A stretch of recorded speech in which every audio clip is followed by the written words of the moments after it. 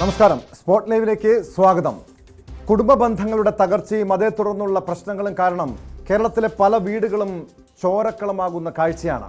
ഇന്ന് രാവിലെ തിരുവനന്തപുരം അയൂരിൽ നിന്നും അല്പസമയം മുൻപ് ആലപ്പുഴ കായംകുളത്തു നിന്നും നടുക്കുന്ന വാർത്തകളാണ് കേട്ടത്. അയൂരിൽ ഉറങ്ങിക്കിടന്ന ഭാര്യയെ ഭർത്താവ് മണ്ണെണ്ണ ഒഴിച്ച് കൊലപ്പെടുത്താൻ ശ്രമിച്ചു. കായംകുളത്ത് അമ്മയെ മകൻ കൊലപ്പെടുത്തി. അയൂരിൽ പുലർച്ചെയാണ് ലീല എന്ന വീട്ടമ്മയെ ഉറങ്ങിക്കിടക്കുമ്പോൾ ഭർത്താവ് അശോകൻ കൊലപ്പെടുത്താൻ ശ്രമിച്ചത്. ഇവരുടെ മകളും കൊച്ചുമകളും ഉൾപ്പെടെ വീട്ടിലുണ്ടായിരുന്നപ്പോഴായിരുന്നു സംഭവം. നമ്മൾ വെളിയായിട്ട് ഇറങ്ങിയപ്പോൾ ഭയങ്കര തീ പോലെ കത്തുന്നു. എന്തായിരുന്നു അറിയാമായത്. വെളിയിലോട്ട് ഓടി വന്നപ്പോൾ ഇവിടെ കിടന്ന് ഉരുളുന്നതിന് ഞാൻ കാണുന്നത്. അതിൻ്റെ മുതുകത്തൊക്കെ അങ്ങ് ഒന്നും. എന്നിട്ട് പിന്നെ ഞാൻ ഭയങ്കരമായിട്ട് ആൾക്കാരെ വിളിക്കുകയാണ് ചെയ്തത്. എന്ന് വെച്ചാൽ നമുക്കൊന്നും ചെയ്യാൻ പറ്റില്ല, അവിടെ തീ കത്തുന്നു. എന്താണെന്ന് അറിയാൻ പറ്റാതായി. ഇപ്പോൾ 1:15 മണി കഴിഞ്ഞപ്പോഴും ആ ഒരു ഇതിൽ പിന്നെ എല്ലാവരും ഒക്കെ ഇറങ്ങി ഒന്ന് സഹായിച്ചാണ്. പിന്നെ ആംബുലൻസിനെ വിളിക്കുകയും കൊണ്ടുപോവുകയും പോലീസ് വന്നതും എല്ലാം. 1:30 മണിയൊക്കെ അടുപ്പിച്ച് അതിനകത്തുനിന്നൊരു തീപ്പന്തം തരത്തിലും കേട്ട് ഞാൻ വീട്ടിൽ നിന്ന് ഇറങ്ങി ഓടി വന്നപ്പോഴത്തേക്ക് ആളിങ്ങനെ കത്തിയിരിക്കുകയാണ്. അപ്പം മോൻ ചെറുക്കൻ കയറിയാതെ പിടിച്ചു. അവനെ എടുത്തുണ്ടെങ്കിൽ വെളി കേട്ടപ്പോൾ നമ്മളെ പിറകെ തന്നെ അവർ ഓടിങ്ങി ഇറങ്ങി. അങ്ങനെ അവിടെ ഒരു കുടം വെള്ളം ഇരുന്നെടുത്ത് ഒഴിച്ച് കണ്ടു. അതാണ് കുടം. അപ്പോഴേക്ക് അവർ ഏകദേശം ഒരുപാട് വെള്ളം ലേറ്റിട്ടുണ്ടായിരുന്നു. അത് കഴിഞ്ഞ് പിന്നെ അകത്ത് തീ കത്തായിരുന്നു ബെഡിൽ. അത് കയറി കാണിക്കാൻ നിന്നപ്പോഴത്തേക്ക് മാമ ഇതുപോലെ തൂങ്ങാൻ കയറിയിരിക്കുന്നു. പിന്നെ അതിനെ പിടിച്ച് ഇറക്കി തീ അണച്ചിട്ട് അറിയുന്നു. വാർത്തയുടെ വിശദാംശങ്ങളുമായി തിരുവനന്തപുരത്ത് നിന്ന് ബി വിനോദ് ചേരുന്നുണ്ട്. വിനോദ്, ഏതാനും ദിവസങ്ങൾക്ക് മുൻപാണ് ആലപ്പുഴയിൽ നിന്ന് ഒരു നടുക്കുന്ന വാർത്ത നമ്മൾ കേട്ടത്. രാവിലെ ജോലിക്ക് പോവുകയായിരുന്ന യുവതിയെ സ്കൂട്ടറിൽ നിന്നും വലിച്ചിറക്കി ഭർത്താവ് പെട്രോൾ ഒഴിച്ച് കൊലപ്പെടുത്തിയ സംഭവം. ഇത് ഉറങ്ങിക്കിടന്ന ഭാര്യയാണ് തിരുവനന്തപുരം അയൂരിൽ ഭർത്താവ് മണ്ണെണ്ണ ഒഴിച്ച് കൊലപ്പെടുത്താൻ ശ്രമിച്ചു എന്ന വാർത്ത വരുന്നത്. അവരുടെ ഗുരുതരമായി പൊള്ളലേറ്റെന്ന് മനസ്സിലാക്കുന്നു. ഈ ലീല എന്ന വീട്ടമ്മയുടെ ആരോഗ്യനില ഇപ്പോൾ എങ്ങനെയാണ്? എന്താണ് ഈ രീതിയിൽ ഒരു ക്രൂരതയ്ക്ക് ഈ ഭർത്താവിനെ പ്രേരിപ്പിച്ചത്?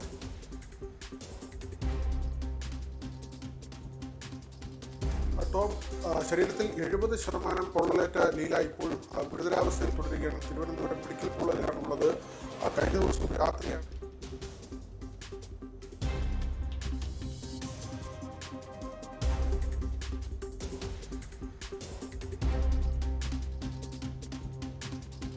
തിരുവനന്തപുരം അയിരൂരിലാണ് 45-കാരിയായ ലീല എന്ന വീട്ടമ്മയെ ഭർത്താവ് മണ്ണെണ്ണ ഒഴിച്ച് കൊലപ്പെടുത്താൻ ശ്രമിച്ചത്.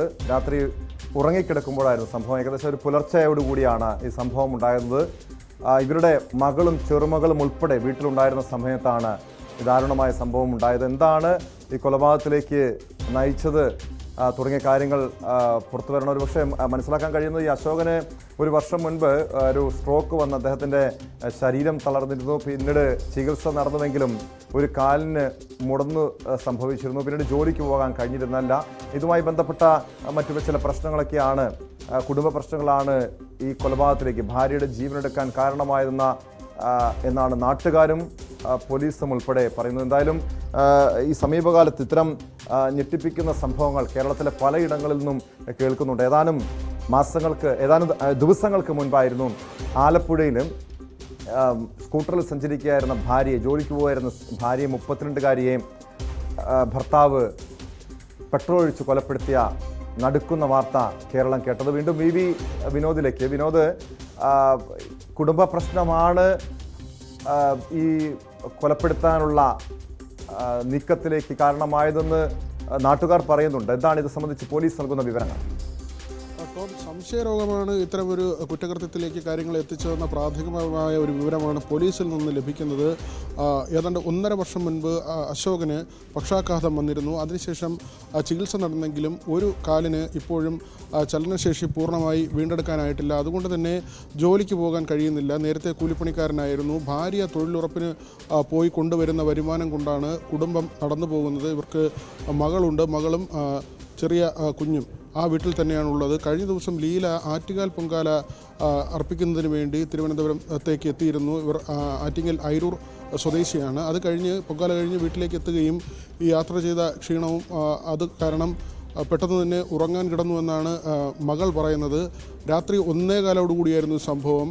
അശോകൻ മണ്ണെണ്ണ ഒഴിച്ച് തീ കൊളുത്തുകയായിരുന്നു. 70% പൊള്ളലേറ്റിട്ടുണ്ട്. ഇപ്പോഴും ഗുരുതരാവസ്ഥയിൽ തിരുവനന്തപുരം മെഡിക്കൽ കോളേജ് ആശുപത്രിയിൽ തുടരുകയാണ്. നിലവിളി കേട്ട് സമീപവാസികളായ ആളുകൾ ഓടിയെത്തി. ആദ്യം തന്നെ ഈ വെള്ളമൊഴിച്ച് ലീലയുടെ ദേഹത്തുള്ള തീ കെടുത്തുന്നതിനുള്ള ശ്രമമാണ് നടത്തിയത്. ഇതോടൊപ്പം തന്നെ വീടിനുള്ളിൽ ചിലർ കയറുകയും ചെയ്തു. അപ്പോഴേക്കും അശോകൻ ഈ തൂങ്ങി മരിക്കാനുള്ള ഒരു ശ്രമം നടത്തുകയായിരുന്നു. അയാൾ അതിൽ നിന്ന് പിന്തിരിപ്പിച്ച് പുറത്തേക്കിറക്കുകയും ചെയ്തു. വിവരമറിയിച്ചതിനെ തുടർന്ന് പോലീസ് സ്ഥലത്തെത്തി. അശോകൻ നൽകുന്ന ഒരു മൊഴി ഇങ്ങനെയാണ്. അതായത് തനിക്ക് ആരോഗ്യ പ്രശ്നങ്ങളുണ്ട്, ദീർഘ ദിവസങ്ങളായി ഭാര്യ ഇങ്ങനെ ജോലി ചെയ്ത് കൊണ്ടുവരുന്ന പണം കൊണ്ടാണ് കുടുംബം കഴിഞ്ഞു പോകുന്നത്. പലപ്പോഴും വാക്ക് തർക്കങ്ങൾ ഉണ്ടാകാറുണ്ട്. ആരോഗ്യ പ്രശ്നവുമായൊക്കെയും ചില വാക്ക് തർക്കങ്ങൾ ഉണ്ടാകാറുണ്ട്. ഭാര്യ ഉപേക്ഷിച്ച് പോകുമോ എന്നൊരു ഭയമുണ്ടായിരുന്നു. ഈ ഭീതി പിന്നീട് അവരുടെ ഒരു ശത്രുത ഉണ്ടാകുന്ന നിലയിലേക്ക് അങ്ങനെ ഒരു മാനസികാവസ്ഥ ഉണ്ടാവുകയും അവരെ കൊലപ്പെടുത്താൻ തീരുമാനിക്കുകയും ചെയ്തുവെന്ന മൊഴിയാണ് അശോകൻ ആദ്യം പോലീസിൽ നൽകിയത്. പക്ഷേ പോലീസ് അത് പൂർണ്ണമായും മുഖവിലേക്ക് എടുത്തിട്ടില്ല. ഇപ്പോഴും മൊഴി എടുക്കുന്നുണ്ട്, കാര്യങ്ങൾ ചോദിച്ചറിയുന്നുണ്ട്. ഇതിൽ നിന്നാണ് മനസ്സിലായത് സംശയരോഗമാണ് ഇത്തരമൊരു കൃത്യത്തിലേക്ക് പ്രതിയെ നയിച്ചതെന്ന വിവരമാണ്. നാട്ടുകാർ ഈ ബഹളം കേട്ട് ഓടിയെത്തുകയായിരുന്നു. അപ്പോഴേക്കും ലീലയുടെ ശരീരത്തിൽ ഏറെക്കുറെ തീ പടർന്നു. 70% പൊള്ളലേറ്റിട്ടുള്ളത്. അപ്പോൾ തന്നെ നാട്ടുകാർ അവിടെ ഉണ്ടായിരുന്ന അവിടെ നിന്ന് തന്നെ വെള്ളമെടുത്ത് ഒഴിച്ച് തീ കെടുത്തുകയായിരുന്നു. തുടർന്നാണ് വീടിനുള്ളിൽ കയറുമ്പോൾ ഇങ്ങനെ അശോകൻ തൂങ്ങി മരിക്കാൻ വേണ്ടി തയ്യാറെടുക്കുകയായിരുന്നു. അതിൽ നിന്ന് പിന്തിരിപ്പിച്ചുവെന്നും നാട്ടുകാർ പറയുന്നു. മകളും ചെറുമകളും ഈ വീട്ടിലുണ്ടായിരുന്ന സമയത്ത്, അതായത് വിനോദ്, ഈ ഭാര്യയെ കൊലപ്പെടുത്തിയ ശേഷം ജീവനെടുക്കുകയായിരുന്നോ ഈ അശോകന്റെ ലക്ഷ്യം? കാരണം നമുക്കറിയാം, ഒരു മകളും ചെറുമകളും അടക്കം ആ വീട്ടിലുണ്ടായിരുന്നു പറയുന്നു. ഈ തീ ഈ രീതിയിൽ മണ്ണെണ്ണ തീ ആളി പടർന്നിരുന്നുവെങ്കിൽ വലിയ ദുരന്തം പോലും സംഭവിക്കില്ലായിരുന്നു. നമുക്ക് ആ വീടിൻ്റെ അവസ്ഥ കണ്ടു കഴിഞ്ഞാൽ വലിയൊരു ചെറ്റക്കുടിലാണ്. ആ ഒരു വീട്ടിലൊരു തീപിടുത്തം ഉണ്ടായാൽ ഒരു വലിയ ദുരന്തത്തിന് പോലും സാധ്യതയില്ലേ? എന്താണ് ഇത് സംബന്ധിച്ച്? ഒരു കൂട്ടമരണമായിരുന്നോ ഈ അശോകന്റെ ലക്ഷ്യം? ഭാര്യയെ കൊലപ്പെടുത്തുക എന്ന ലക്ഷ്യം മാത്രമാണ് പ്രതിക്ക് ഉണ്ടായിരുന്നതെന്നാണ് മനസ്സിലാകുന്നത്. ടോം പറയുന്നത് പോലെ തന്നെ ഈ നാട്ടുകാർ ഓടിയെത്തുമ്പോഴേക്കും ലീലയുടെ ശരീരത്തിൽ തീ പടർന്നതിന് പുറമെ ഈ കിടക്കയിലും തീ പടർന്നിരുന്നു. അതും വീട്ടിനുള്ളിൽ കയറിയ നാട്ടുകാരാണ് വെള്ളമൊഴിച്ച് കിടത്തിയത്.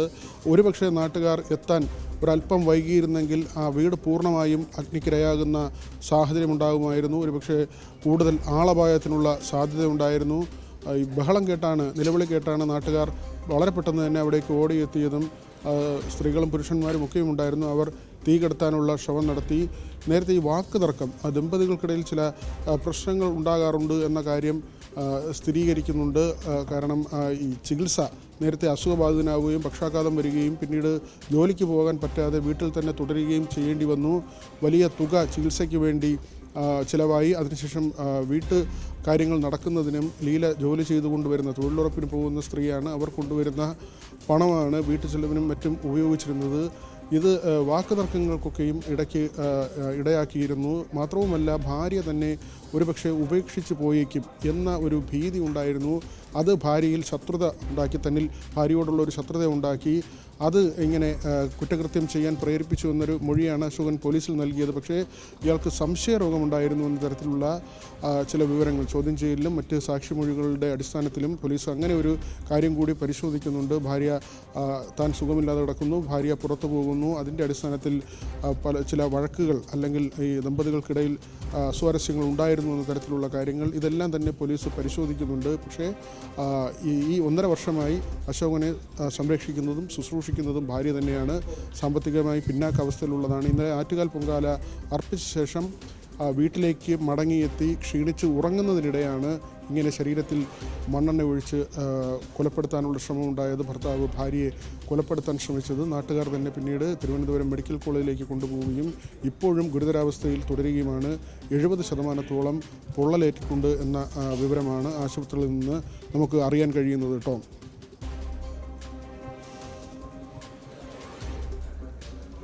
വിനോദ് സൂചിപ്പിച്ചതുപോലെ വളരെ ദയനീയമായൊരവസ്ഥയാണ് നമുക്ക് മനസ്സിലാക്കാൻ കഴിഞ്ഞത്. കാരണം ഈ ലീല എന്ന വീട്ടമ്മ കഴിഞ്ഞ 1 വർഷത്തിലധികമായി തളർവാദ രോഗിയായ, കിടപ്പ് രോഗിയായ ഭർത്താവിന് ശുശ്രൂഷിക്കുന്നു. അയാളുടെ ചികിത്സയ്ക്ക് വേണ്ടി കൂലിപ്പണിയെടുത്താണ് ആ കുടുംബം പോറ്റിയിരുന്നത്. അയാളുടെ ചികിത്സ, ഈ അശോകൻ്റെ ചികിത്സ പോലും നടത്തിയിരുന്നത്. ഒടുവിൽ ഭർത്താവിൻ്റെ ക്രൂരതയ്ക്ക് ഇരയാകേണ്ടി വന്നൊരു വീട്ടമ്മ. വിനോദ്, ഈ ഒരു വിഷയത്തെക്കുറിച്ച്, അതായത് ഇവർ തമ്മിൽ മുൻപും, ഇയാൾ ഈ രോഗാവസ്ഥയിലാകുന്നതിന് മുൻപും ഈ രീതിയിലാണെന്നോ ഭാര്യയോട് പെരുമാറിയിരുന്നത്? ഇവർ തമ്മിൽ പ്രശ്നങ്ങളൊക്കെ ഉണ്ടായിരുന്നു എന്ന് പറയുന്നുണ്ട്. നാട്ടുകാർ ഇതുമായി ബന്ധപ്പെട്ട് നൽകുന്ന വിവരങ്ങൾ എന്താണ്? ഈ സ്ഥിരം ഈ ദമ്പതികൾ തമ്മിൽ വീട്ടിൽ പ്രശ്നങ്ങളുള്ളതാണോ? ഏതെങ്കിലും കുറ്റകൃത്യത്തിൽ നേരത്തെ ഏർപ്പെട്ടിട്ടുള്ള ആളല്ല അശോകൻ. നേരത്തെ ഏതെങ്കിലും കേസിൽ പ്രതിയാവുകയോ അങ്ങനെ അക്രമ സംഭവങ്ങളിൽ ഉൾപ്പെടുകയോ ചെയ്തിട്ടില്ല. പൂർണ്ണമായും ഇവരുടെ ഒരു ദാമ്പത്യ പ്രശ്നം എന്ന നിലയ്ക്ക് തന്നെയാണ് ഈ കേസിനെ പോലീസ് നൽകുന്ന വിശദീകരണം. കാരണം ദമ്പതികൾക്കിടയിൽ ചില പ്രശ്നങ്ങളുണ്ടായിരുന്നു. അശോകൻ പറയുന്ന മൊഴിയാണിത്. തന്നെ ഒരുപക്ഷെ ഉപേക്ഷിച്ച് പോകുമെന്ന ഭീതി ഉണ്ടായിരുന്നു. തൻ്റെ ഇനി തുടർന്നുള്ള ജീവിതം പ്രതിസന്ധിയിലാകുമെന്ന ഒരു സ്ഥിതി ഉണ്ടായിരുന്നു. അങ്ങനെയെങ്കിൽ ഭാര്യ എന്തിനു കൊലപ്പെടുത്തണമെന്ന ചോദ്യമാണ് ആദ്യഘട്ടത്തിൽ ഉയർന്നു വന്നത്. അതിൽ മൊഴിയിൽ ഇങ്ങനെ നൽകുന്ന മൊഴി, ആദ്യം നൽകിയ മൊഴി, ഭയന്നിരുന്നു ഭാര്യ ഒരുപക്ഷെ തന്നെ ഒഴിവാക്കി പോകാനുള്ള സാധ്യതയുണ്ട്, തൻ്റെ ചെലവും ചികിത്സയും ഒക്കെയും നടക്കാത്ത സാഹചര്യമുണ്ടാകും, ഒറ്റപ്പെട്ടു പോകാനുള്ള സാധ്യതയുണ്ട്. ഈ ഭാര്യ ഇടയ്ക്കിടയ്ക്ക് ഭാര്യയുമായി വഴക്കുണ്ടാകാറുണ്ട്. അതുകൊണ്ട് തന്നെ തന്നെ ഉപേക്ഷിച്ച് പോകുമെന്നൊരു ചിന്തയുണ്ടായി. ഇത് ഭാര്യയോട് ഉള്ള ഒരു ശത്രുത തൻ്റെ ഉള്ളിൽ വളർത്തി. അങ്ങനെ ഒരു വൈരാഗ്യം വന്നു. അതുകൊണ്ട് കൊലപ്പെടുത്താൻ ശ്രമിച്ചു. മാനസികമായ ഒരു അവസ്ഥയിൽ കൂടി കടന്നു പോകുന്നു എന്ന് വേണം മനസ്സിലാക്കാൻ ഈ മൊഴിയിൽ. പക്ഷേ ആ മൊഴി പൂർണ്ണമായും പോലീസ് വിശ്വസിച്ചിട്ടില്ല. കാരണം അതിനപ്പുറത്തേക്ക് ഭാര്യയിൽ അശോകന് സംശയമുണ്ടായിരുന്നു എന്ന തരത്തിലുള്ള ചില കാര്യങ്ങൾ. അതായത് അവർ പുറത്തു പോകുന്നു, താനിങ്ങനെ രോഗബാധിതനായി വീട്ടിൽ കിടക്കുന്നു, തൊഴിലുറപ്പ് ജോലിക്ക് പോകുന്നു. ഇതുമായി ബന്ധപ്പെട്ട് പലപ്പോഴും ദമ്പതികൾക്കിടയിൽ വഴക്കുണ്ടാകാറുണ്ടായിരുന്നു എന്ന ചില വിവരങ്ങളാണ് മനസ്സിലാക്കുന്നത്. അക്കാര്യങ്ങൾ ചോദിച്ച് മനസ്സിലാക്കുന്നുണ്ട്. ഇങ്ങനെ ഒരു സംശയമാണോ ഇത്തരമൊരു കുറ്റകൃത്യത്തിലേക്ക് പ്രതിയെ നയിച്ചതെന്ന കാര്യം പോലീസ് പരിശോധിക്കുന്നുണ്ട്. പക്ഷേ ഇവിടെ എടുത്തു പറയേണ്ട ഒരു കാര്യം, നാട്ടുകാരുടെ ഒരു ഇടപെടൽ, അത് തീർച്ചയായും അക്കാര്യവും പോലീസ് പരിശോധിക്കുന്നുണ്ട്. ബി വിനോദാണ് വിവരങ്ങൾ നൽകിയത്. കഴിഞ്ഞ രാത്രിയിലാണ് തിരുവനന്തപുരം അയിരൂരിൽ ഭാര്യയെ ഭർത്താവ് മണ്ണെണ്ണൊഴിച്ച് ചുട്ടുകൊല്ലാൻ ശ്രമിച്ചത്. 70% പൊള്ളലേറ്റ ലീല ആശുപത്രിയിൽ ചികിത്സയിലാണ്. മറ്റൊരു നടുക്കുന്ന വാർത്ത ആലപ്പുഴ കായംകുളത്ത് നിന്ന് വരുന്നുണ്ട്. കായംകുളം പുതുപ്പള്ളിയിൽ മകൻ അമ്മയെ കൊലപ്പെടുത്തി. പുതുപ്പള്ളി സ്വദേശിനി ശാന്തമ്മയാണ് കൊല്ലപ്പെട്ടത്. മകൻ ബ്രഹ്മദേവൻ പോലീസ് കസ്റ്റഡിയിലുണ്ട്. കായംകുളം പോലീസ് ഉടൻ അറസ്റ്റ് രേഖപ്പെടുത്തി. ശനിയാഴ്ച രാത്രി ബ്രഹ്മദേവനും അമ്മയും തമ്മിൽ വഴക്ക് നടന്നിരുന്നു. രാവിലെ 5:30 മകൻ അമ്മയ്ക്ക് സുഖമില്ലെന്ന് അയൽവാസി അറിയിക്കുകയായിരുന്നു. സംശയം തോന്നിയ ആശുപത്രി അധികൃതർ പോലീസിനെ വിവരം അറിയിച്ചു. ഇതേ തുടർന്ന് നടത്തിയ അന്വേഷണത്തിലാണ് കൊലപാതകം സംബന്ധിച്ചുള്ള വിവരങ്ങൾ പുറത്തുവരുന്നത്. വാർത്തയുടെ വിശദാംശങ്ങളുമായി ആലപ്പുഴയിൽ നിന്ന് ശരണ്യ സ്നേഹജൻ ചേരുന്നുണ്ട്. ശരണ്യ, ഏറെ നടുക്കുന്നൊരു വാർത്തയാണ് നമുക്കിപ്പോൾ അല്പസമയം മുമ്പ് ആലപ്പുഴ കായംകുളത്തു നിന്നും കേൾക്കാൻ കഴിഞ്ഞത്. എങ്ങനെയാണ് ഇത് കൊലപാതകമാണ് എന്ന ഒരു നിഗമനത്തിലേക്ക്, ഒരു കണ്ടെത്തലിലേക്ക് പോലീസ് എത്തിയത്? ഈ കൊലപാതകത്തിനുള്ള കാരണം എന്തായിരിക്കും?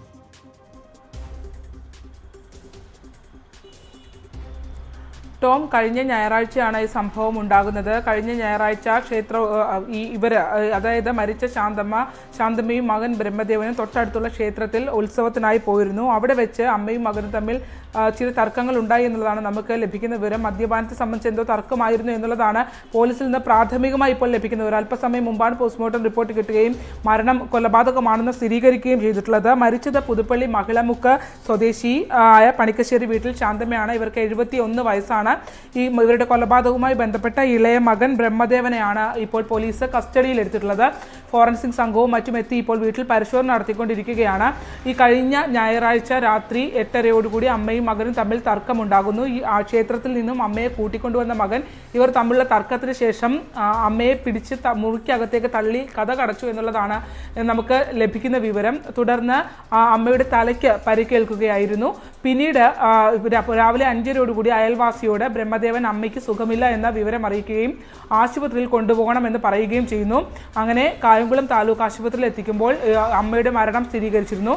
ഈ തലയ്ക്ക് ഉൾപ്പെടെയുള്ള പരിക്ക് ഉള്ളതുകൊണ്ട് തന്നെ പോലീസിന് പോലീസിന് സംശയം, അവിടെ ഡോക്ടർമാർക്കടക്കം സംശയം തോന്നിയിരുന്നു, മകൻ്റെ പെരുമാറ്റത്തിലും സംശയം തോന്നിയിരുന്നു. പിന്നീട് അത് ആശുപത്രി അധികൃതർ പോലീസ് എയ്ഡ് പോസ്റ്റിൽ വിവരം അറിയിക്കുകയും പോലീസ് തുടർ പരിശോധനകളിലേക്ക് നീങ്ങുകയുമായിരുന്നു. ഇന്നലെ മകനെ, അതായത് ഇവരുടെ സംസ്കാരം കഴിഞ്ഞു. പിന്നീട് മകനെ പോലീസ് കസ്റ്റഡിയിൽ എടുക്കുകയും ചെയ്തിട്ടുണ്ട്. സംശയാസ്പദമായ സാഹചര്യം നിലനിൽക്കുന്നതുകൊണ്ട് തന്നെ മകൻ കസ്റ്റഡിയിലായിരുന്നു. അറസ്റ്റ് രേഖപ്പെടുത്തിയിട്ടില്ല. ഇന്നിപ്പോൾ പോസ്റ്റ്മോർട്ടം റിപ്പോർട്ട് അല്പസമയം മുമ്പ് ലഭ്യമായിട്ടുണ്ട്. ഇതിൽ അമ്മയുടെ മരണം കൊലപാതകമെന്നാണ് വന്നിട്ടുള്ളത്. മർദ്ദനമേറ്റിട്ടുണ്ട്. ഒപ്പം തന്നെ തലയ്ക്കേറ്റ മുറിവ്, അതായത് ആ മുറിക്കകത്തേക്ക് തള്ളിയിട്ടപ്പോഴാണെന്നാണ് ഇപ്പോൾ നമുക്ക് പോലീസിൽ നിന്ന് ലഭിക്കുന്ന വിവരം. തലയ്ക്കൊരു മുറിവേറ്റിട്ടുണ്ട്. ആ മുറിവും അടക്കമുള്ള കാര്യങ്ങൾ പിന്നീട് നോക്കിയിട്ടില്ല എന്നുള്ളതാണ്. പുലർച്ചെ 5:30 കൂടിയാണ് പിന്നെ ആശുപത്രിയിലേക്ക് കൊണ്ടുപോകുന്നത്. അതടക്കം മുറിയിൽ രക്തമടക്കമുണ്ട്. അതുകൊണ്ട് തന്നെ അത്തരത്തിൽ ഉള്ള ഒരു സംഭവം ആണ് ഇപ്പോൾ കൊലപാതകത്തിലേക്ക് എത്തി നിൽക്കുന്നത്. ഇതിന് സമാനമായ സാഹചര്യം ഇതിനു മുമ്പ് മാവേലിക്കരയിൽ ഉണ്ടായിരുന്നു. അതായത് ലഹരിക്ക് അടിമയായ മകൻ അമ്മയെ വെട്ടി കൊലപ്പെടുത്തുന്നത്. മാനസിക രോഗി കൂടിയായ മകനായിരുന്നു. അമ്മയല്ല, അമ്മയുടെ സഹോദരി വെട്ടി കൊലപ്പെടുന്ന ഒരു സാഹചര്യം ഉണ്ടായിരുന്നു. ഇതുപോലെ തന്നെ ഒരു മൃഗീയമായ കൊലപാതകമായിരുന്നു. എന്തായാലും അതിന് സമാനമായ ഒരു സാഹചര്യമാണ് ഇപ്പോൾ ഉണ്ടായിട്ടുള്ളത്. ഇതിൽ മദ്യപാനത്തെ സംബന്ധിച്ച് ചില തർക്കങ്ങൾ ഉണ്ട് എന്നുള്ളത് പറയുന്നുണ്ട്. അതിൽ കൂടുതൽ വ്യക്തത വരേണ്ടതുണ്ട്. ആരാണ് മദ്യപിച്ചതിനെ സംബന്ധിച്ചൊക്കെ വ്യക്തത വരേണ്ടതുണ്ട്. അത്തരം കാര്യങ്ങൾ, അത്തരം ചില ആക്ഷേപങ്ങൾ. ലഹരിക്കടിമയാണോ ഈ ബ്രഹ്മദേവൻ എന്ന മകൻ? ലഹരിക്കടിമയാണോ? ഈ മദ്യലഹരിയിലുള്ള കൊലപാതകമാണോ? അതെന്തെങ്കിലും മറ്റെന്തെങ്കിലും സ്വത്ത് തർക്കമാണോ കൊലപാതകത്തിലേക്ക് നയിച്ചത്? അങ്ങനെ എന്തെങ്കിലും കാര്യങ്ങൾ പോലീസ് വിശദമായി പരിശോധിക്കുന്നുണ്ടോ ശരണ്യ? ഇതിനകത്ത് ബ്രഹ്മദേവൻ ലഹരിക്ക് അടിമയാണോ എന്നുള്ളതല്ല, മറിച്ച് മദ്യപാനത്തെ സംബന്ധിച്ചൊരു തർക്കം അമ്മയും മകനും തമ്മിൽ ഉണ്ടായിട്ടുണ്ട്. അതിനകത്ത് അമ്മയുടെ പേരുൾപ്പെടെ ഇപ്പോൾ ഉയർന്നു കേൾക്കുന്നുണ്ട്. അതിൽ വ്യക്തത വരണം ടോം. അതിന് വ്യക്തത വരുത്തിയതിനു ശേഷം മാത്രമേ നമുക്ക് പറയാനാവുകയുള്ളൂ. അത്തരത്തിൽ ഈ ബ്രഹ്മദേവൻ ഒരു ലഹരിക്ക് അടിമയാണോ എന്നുള്ള കാര്യത്തെ സംബന്ധിച്ച് അതിലും വ്യക്തത വന്നിട്ടില്ല. കാരണം അതിനിപ്പോൾ പോലീസ് അടക്കമുള്ള ആളുകൾ പോലീസിൻ്റെ സ്ഥിരീകരണം പറഞ്ഞു. കാരണം ഇതിപ്പോൾ ഒരു അല്പസമയം മുമ്പാണ് പോസ്റ്റ്മോർട്ടം റിപ്പോർട്ടിനകത്ത് ഇങ്ങനെ ഒരു വ്യക്തത കൊലപാതകമാണ് എന്നുള്ളത് വന്നിട്ടുള്ളത്. പക്ഷേ മദ്യത്തെ സംബന്ധിച്ചത് അമ്മയെ സംബന്ധിച്ചാണോ അതോ മകനെ സംബന്ധിച്ചാണോ, ഇവർ തമ്മിലൊരു തർക്കം ഉണ്ടായിട്ടുണ്ട്. അത് ആ ക്ഷേത്രത്തിൽ ഉത്സവവുമായി ബന്ധപ്പെട്ടുള്ള പരിപാടിക്കിടയിൽ അമ്മ ചെയ്ത ചില കാര്യങ്ങൾ മകൻ അപമാനമുണ്ടാക്കി എന്നുള്ളതാണ് ഇപ്പോൾ പോലീസിൽ നിന്ന് നമുക്ക് ലഭിക്കുന്ന വിവരം. എന്തായാലും ഇതൊക്കെ ഇനിയും അന്വേഷണത്തിന്റെ ഭാഗമായി കണ്ടെത്തേണ്ടതാണ്. പോലീസിൽ നിന്ന് നമുക്കിപ്പോൾ ലഭിക്കുന്ന വിവരം അത്തരം ഒരു പ്രകോപനം അവിടെ വെച്ചുണ്ടായ ഉത്സവ ഇടത്ത് വെച്ചുണ്ടായ എന്തോ ഒരു പ്രകോപനമാണ് ഈ കൊലപാതകത്തിലേക്ക് എത്തിച്ചതാണ്. തുടർന്ന് അവിടെ നിന്ന് വീട്ടിലേക്ക് എത്തിയ ആ വഴക്ക് തുടരുകയും തുടർന്ന് വീട്ടിൽ വെച്ച് മകൻ അമ്മയെ മുറിക്കകത്തേക്ക് തള്ളിയിടുകയുമായിരുന്നു എന്നുള്ളതാണ് നമുക്ക് പോലീസിൽ നിന്ന് ലഭ്യമായ വിവരം. എന്തായാലും ഇത് സംബന്ധിച്ചൊരു വ്യക്തത വരണമെങ്കിൽ തീർച്ചയായും അത് അന്വേഷണ സംഘം കൂടുതൽ കാര്യങ്ങൾ പറയേണ്ടതിരിക്കുന്നു. കാരണം അറസ്റ്റ് ഉൾപ്പെടെയുള്ള കാര്യങ്ങൾ സ്ഥിരീകരിച്ചിട്ടില്ല. ഇപ്പോൾ ഫോറൻസിക് സംഘമൊക്കെ എത്തി അവിടെ മറ്റ് പരിശോധനകളൊക്കെ നടത്തി വരികയാണ് കേട്ടോ. ആ സമയം വീട്ടിൽ ആരും ഉണ്ടായിരുന്നില്ലേ? നമുക്ക് വലിയൊരു വീടാണ്, നമുക്ക് ദൃശ്യങ്ങളിൽ കാണാൻ കഴിയുന്നത്. ഈ ശാന്തമ്മയുടെ ഭർത്താവ് അതല്ലെങ്കിൽ മറ്റു മക്കളൊന്നും ഈ സമയം വീട്ടിലുണ്ടായിരുന്നില്ലേ ശരണ്യ? ഇല്ല, അമ്മയും ഇളയും മകനും ഈ ബ്രഹ്മദേവനും മാത്രമാണ് ഉണ്ടായിരുന്നെന്നുള്ളതാണ് അയൽവാസികൾ പറയുന്നത്. പുലർച്ചെ 5:00 അയൽവാസിയെ ഈ ബ്രഹ്മദേവൻ ബന്ധപ്പെട്ടിരുന്നു. അയൽവാസിയോട് പറഞ്ഞത് അമ്മ അകത്ത് സുഖമില്ലാതെ വീണ് കിടക്കുന്നു എന്നുള്ള വിവരമാണ് പങ്കുവച്ചത്. പക്ഷേ ഈ സംഭവം നടന്നത് തലേദിവസം രാത്രി 8 മണിക്കാണ് എന്നുള്ളതാണ് പോലീസിൽ നിന്ന് നമുക്ക് ഇപ്പോൾ ലഭിച്ചിട്ടുള്ള വിവരം. മാത്രമല്ല ഇവർ രണ്ടുപേരും മാത്രമേ വീട്ടിലുണ്ടായിരുന്നു എന്നുള്ളതാണ് അയൽവാസികൾ വ്യക്തമാക്കിയിട്ടുള്ളത്.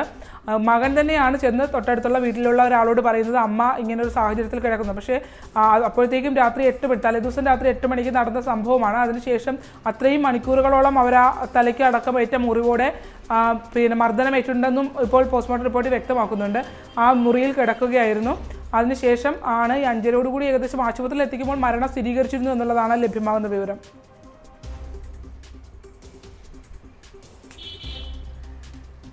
ശരണ്യ സ്നേഹജനാണ് വിവരങ്ങൾ നൽകിയത്. കായംകുളം പുതുപ്പള്ളിയിലാണ് മകൻ അമ്മയെ കൊലപ്പെടുത്തിയത്. പുതുപ്പള്ളി സ്വദേശിനി ശാന്തമ്മയെ മകൻ ബ്രഹ്മദേവൻ കഴിഞ്ഞ ദിവസമാണ് കൊലപ്പെടുത്തിയത്. കായംകുളം പോലീസ് മകനെ കസ്റ്റഡിയിലെടുത്തിട്ടുണ്ട്. ഉടൻ അറസ്റ്റ് രേഖപ്പെടുത്തുമെന്നാണ് മനസ്സിലാക്കാൻ കഴിഞ്ഞത്. ഈ മദ്യപാനവുമായി ബന്ധപ്പെട്ട തർക്കങ്ങൾ മക്കൾ ഈ മദ്യലഹരിയിലും അതോടൊപ്പം കഞ്ചാവിൻ്റെയൊക്കെ ലഹരിയിലും മാതാപിതാക്കളെ കൊലപ്പെടുത്തുന്ന സംഭവങ്ങൾ ഈ സമീപകാലത്ത് പലയിടങ്ങളിൽ നിന്നും കേൾക്കാൻ കഴിയുന്നുണ്ട്. ലഹരിയാണ് പല വീടുകളുടെയും സമാധാനം കെടുത്തുന്നത്. ഇതേ രീതിയിലുള്ള സംഭവമാണ് ശരണ്യ സൂചിപ്പിച്ചതുപോലെ ഏതാനും നാളുകൾക്ക് മുൻപ് മാവേലിക്കരയിലും അതോടൊപ്പം തൃപ്പൂണിത്തുറയിലും പത്തനംതിട്ടയിലൊക്കെ നമുക്ക് കേൾക്കാൻ കഴിഞ്ഞത്.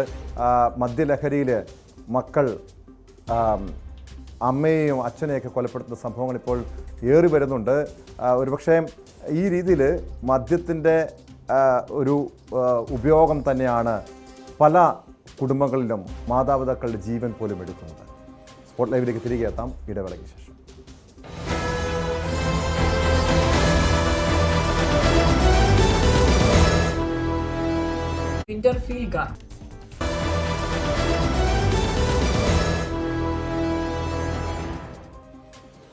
സ്പോട്ട് ലൈവിലേക്ക് വീണ്ടും. കഴിഞ്ഞ അർദ്ധരാത്രിയിൽ ആലപ്പുഴ ഹരിപ്പാട് മദ്യലഹരിയിൽ ഇരട്ട സഹോദരങ്ങളായ സൈനികരുടെ പരാക്രമം. മദ്യപിച്ച് വാഹനമോടിച്ച് അപകടമുണ്ടാക്കിയ സൈനികർ പോലീസിനെയും ആശുപത്രി ജീവനക്കാരെയും മർദ്ദിച്ചു. ഇരുവർക്കുമെതിരെ ജാമ്യമില്ലാ വകുപ്പുകൾ ചുമത്തി ഹരിപ്പാട് പോലീസ് കേസെടുത്തിട്ടുണ്ട്.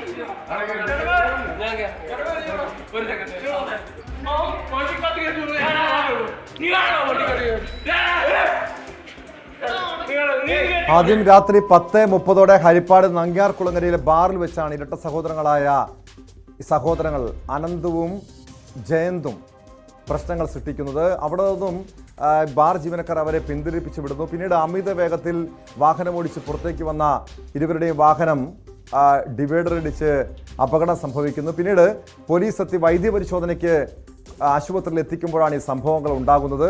വാർത്തയുടെ വിശദാംശങ്ങളുമായി വീണ്ടും ശരണ്യ സ്നേഹജൻ ചേരുന്നുണ്ട്. ശരണ്യ, കഴിഞ്ഞ രാത്രി 10:30 ബാറിൽ തുടങ്ങിയ അതിക്രമം പിന്നീട് ആശുപത്രി വരെ നീളുന്നു. ഈ ഒരു മദ്യലഹരിയിലാണ് ഇവർ ഈ പരാക്രമം കാണിച്ചതെന്ന് നാട്ടുകാരും ആശുപത്രി ജീവനക്കാരും പോലീസും അടക്കം പറയുന്നുണ്ട്. എന്താണ് ഇതുമായി ബന്ധപ്പെട്ട് ലഭ്യമാകുന്ന വിവരങ്ങൾ?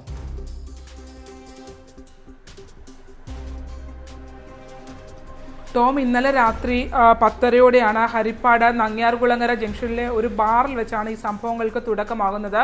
അവിടെ വെച്ച് നങ്ങ്യാർകുളങ്ങര സ്വദേശികളായ ഇരട്ട സഹോദരങ്ങൾ ആയ അനന്തനും ജയന്തനും ഇവർ രണ്ടുപേരും ഈ ബാറിൽ വെച്ച് ആദ്യം ബാർ ജീവനക്കാരുമായാണ് തർക്കം തുടങ്ങുന്നത്.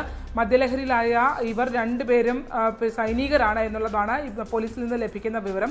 ഇവർ ബാറിൽ വെച്ച് തർക്കമുണ്ടായി. അവിടെ നിന്നും ഒരു വിധത്തിൽ ബാർ ജീവനക്കാർ ഇവരെ പറഞ്ഞു വിടുന്നു.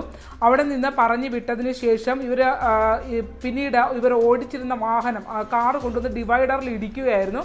ഇടിച്ച് അവിടെ നാട്ടുകാർ കൂടിയതിനു ശേഷം ഇവർ മദ്യലഹരിയിലാണ് എന്ന് മനസ്സിലാക്കിയപ്പോൾ പോലീസിനെ വിവരം അറിയിക്കുകയായിരുന്നു. പോലീസ് എത്തി ഇവർ രണ്ടുപേരെയും വൈദ്യപരിശോധനയ്ക്കായി കൊണ്ടുപോകുന്നതിനിടയിൽ സംഭവിച്ച കാര്യങ്ങളാണ് നമ്മൾ ദൃശ്യങ്ങൾ കണ്ടത്. ഇവർ രണ്ടുപേരെയും ഹരിപ്പാട് ആശുപത്രിയിലേക്ക് എത്തിച്ചു. ഹരിപ്പാട് താലൂക്ക് ആശുപത്രിയിൽ എത്തിയ ശേഷം ഇവർ രണ്ടുപേരും പോലീസിന് വഴങ്ങുന്നില്ല. കാരണം രണ്ടുപേരും അത്രയും മദ്യലഹരിയിലായിരുന്നു എന്നുള്ളതാണ്. രണ്ടുപേരും സൈനികരാണ് എന്നുള്ളതാണ് ഏറ്റവും ശ്രദ്ധേയമായ കാര്യം.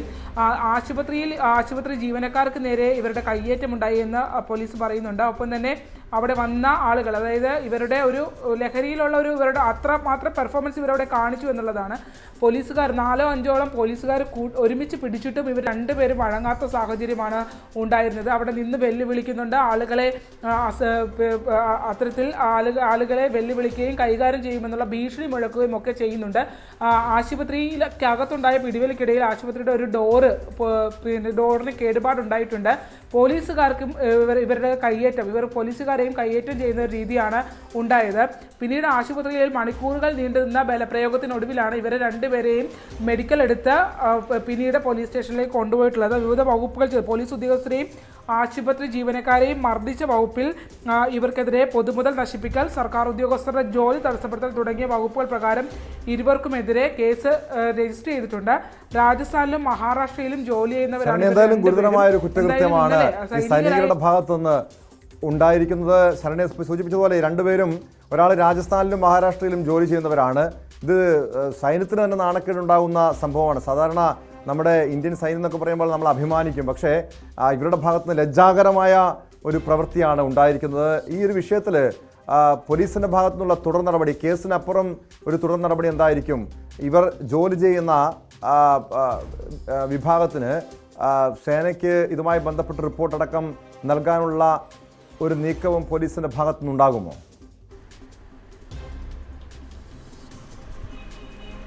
ഇതിനകത്ത് ടോം, ഏറ്റവും പ്രധാനപ്പെട്ട കാര്യം രാജ്യത്തിൻ്റെ കാവലാളായി നിൽക്കുന്ന സൈനികരുടെ ഭാഗത്ത് നിന്ന്, അവരാണ് ഏറ്റവും മാതൃകയായി നിൽക്കുന്ന ആളുകളാണ്. അവരുടെ ഭാഗത്താണ്, രണ്ട് സൈനികരുടെ ഭാഗത്ത് നിന്നാണ് ഇത്തരം ഒരു പ്രവൃത്തി ഉണ്ടായത് എന്നുള്ളതാണ് ഇവരുടെ വാഹനം ഓടിക്കലടക്കം അവിടെയുള്ള ആളുകൾ വ്യക്തമാക്കുന്നത്. മറ്റുള്ളവർക്ക് വളരെയധികം അപകട സാഹചര്യം ഒരുക്കുന്ന രീതിയിലായിരുന്നു ഇവർ വാഹനം ഓടിച്ചു പോയത് എന്നുള്ളതാണ്. അവസാനം അത് ഡിവൈഡറിൽ കൊണ്ട് ഇടിച്ച് കയറ്റുകയും ചെയ്തു. അത്തരത്തിൽ ആദ്യഘട്ടത്തിൽ മദ്യപിച്ച് ബാറിൽ തുടങ്ങിയ തർക്കം പിന്നീടും അത് അവസാനിപ്പിക്കാതെ അലക്ഷ്യമായി വണ്ടി ഓടിച്ചുകൊണ്ട് നാട്ടുകാർക്ക് കൂടി അപകടമുണ്ടാക്കുന്ന രീതിയിലാണ് രണ്ടുപേരും മുന്നോട്ട് പോയത്. അതിനുശേഷമാണ് ഇവർ ആ ഡിവൈഡറിൽ ഇടിച്ച് അവിടെ വീഴുന്നത് നാട്ടുകാർ കൂടുകയും അപ്പോഴും ഇവർ രണ്ടുപേർക്കും ആളുകൾക്ക് വഴങ്ങാത്ത രീതിയിൽ മറ്റുള്ളവരുടെ കയ്യേറ്റം ചെയ്യുന്ന രീതിയിലുള്ള പ്രകൃതമാണ് ഇവരെ കാണിച്ചത്. അതാണ് നാട്ടുകാർ പോലീസിന് വിവരം അറിയിക്കുകയും പോലീസ് എത്തി. ഈ നമുക്ക് ദൃശ്യങ്ങൾ കാണുമ്പോൾ തന്നെ അറിയാം, 4-5ഓളം പോലീസുകാർ അർദ്ധരാത്രി ഇവരുമായി കടന്ന് മൽപ്പിടുത്തം പിടിക്കുകയാണ്. അതിനുശേഷമാണ് ഇവർ ആശുപത്രിയിൽ മെഡിക്കൽ എടുക്കാൻ തയ്യാറാകുന്നില്ല, മറ്റു കാര്യങ്ങൾക്ക് വഴങ്ങാൻ തയ്യാറാകുന്നില്ല, നിയമ നടപടികൾക്ക്. കാരണം രാജ്യത്തിൻ്റെ 2 സൈനികരാണ് ഈ നിയമപരമായ നടപടിക്രമങ്ങൾക്ക് മുന്നിൽ ഇത്രയും അധികം അതിനെ പ്രതിരോധിക്കാൻ ശ്രമിക്കുന്നത്. അത്തരം സംഭവങ്ങൾ ഉണ്ടായിട്ട് സ്വാഭാവികമായിട്ടും അവരുടെ തൊഴിലിനെ അതടക്കം ബാധിക്കുന്ന കാര്യമാണ് എന്നുള്ളതാണ്. കാരണം ഇപ്പോൾ ഒരു ക്രിമിനൽ ഒഫൻസ് 2 പേരുടെയും പേരിൽ രജിസ്റ്റർ ചെയ്യപ്പെട്ടിട്ടുണ്ട്. പൊതുമുതൽ നശിപ്പിക്കലടക്കം, അതായത് സർക്കാരിൻ്റെ പൊതുമുതൽ നശിപ്പിക്കലടക്കമുള്ള വകുപ്പുകളാണ് ഇവർക്കെതിരെ വന്നിട്ടുള്ളത്, രാജ്യത്തിൻ്റെ 2 സൈനികർക്കെതിരെ വന്നിട്ടുള്ളത്. അതുകൊണ്ട് തന്നെ ഇതിനകത്ത് ഇവരുടെ ജോലിയെ ബാധിക്കുന്ന തരത്തിലൊക്കെ ഈ കാര്യങ്ങൾ പോകാൻ സാധ്യതയുണ്ട്. എന്തായാലും ഈ പറഞ്ഞ പോലെ ക്ലിയറൻസ് സർട്ടിഫിക്കറ്റ് അടക്കമുള്ള കാര്യങ്ങൾ ഈ ജോലിക്ക് നിർബന്ധമാണ്. പ്രത്യേകിച്ച് ഒരു സൈനികനായി ജോലി ചെയ്യുന്ന ഘട്ടത്തിൽ അത്തരം പോലീസ് ക്ലിയറൻസ് അടക്കമുള്ള പരിശോധനകൾ എല്ലാ കാലത്തും നടക്കുന്നതുമാണ്. സ്വാഭാവികമായും ഇത് അവരുടെ ജോലിയെ തന്നെ ബാധിക്കാൻ സാധ്യതയുണ്ടെന്നുള്ളതാണ് നമുക്ക് ലഭ്യമാകുന്ന വിവരം. എന്തായാലും പോലീസുമായി അത്രയധികം മൽപ്പിടുത്തം അവിടെ നടക്കുകയും കയ്യേറ്റം അടക്കമുള്ള കാര്യങ്ങളിലേക്ക് പോവുകയും ചെയ്തിട്ടുണ്ട്. സ്വാഭാവികമായും പോലീസും ആ രീതിയിലുള്ള ഒരു സർട്ടിഫിക്കറ്റ് തന്നെ നൽകാൻ സാധ്യതയുള്ളൂ.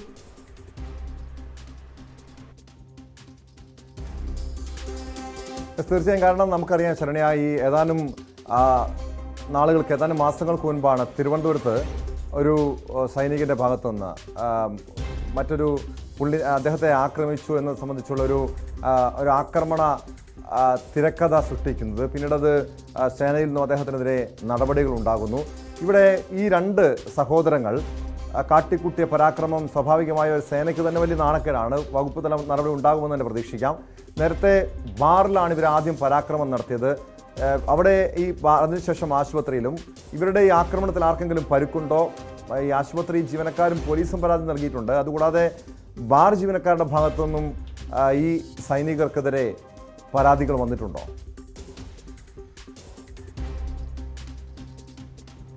നിലവിൽ ബാർ ജീവനക്കാർ പരാതി നൽകിയിട്ടില്ല എന്നുള്ളതാണ് അറിയാൻ കഴിയുന്നത്. കാരണം അവിടെ വെച്ച് പ്രശ്നമുണ്ടായി, അവിടെയുള്ള ആളുകൾ കൂടിച്ചേർന്ന് ഇവരെ 2 പേരെയും പറഞ്ഞയക്കുമായിരുന്നു.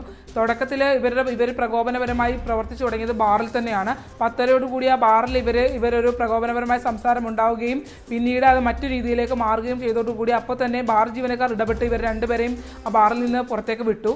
അവിടെ നിന്ന് ബാറിൽ നിന്ന് ഇറങ്ങുമ്പോൾ തന്നെ അവർ 2 പേരും നല്ല ഇതിലായിരുന്നു എന്നുള്ളതാണ്, അതായത് നല്ല ലഹരിയിലായിരുന്നു എന്നുള്ളതാണ് ബാർ ജീവനക്കാരും നമ്മളോട് വ്യക്തമാക്കുന്നത്. കാരണം അവിടെ നിന്ന് ഇറങ്ങിയതിന് ശേഷം പിന്നീട് ഇവർ വാഹനം ഓടിച്ചുകൊണ്ട് പോകുന്നത് കണ്ട ആളുകൾ തന്നെ അത് ഭയങ്കര അപകട സാഹചര്യം ഉണ്ടാക്കുന്ന രീതിയിലാണ് ഇവർ പോകുന്നത് എന്നുള്ള രീതിയിൽ പരാതി പറഞ്ഞിരുന്നു.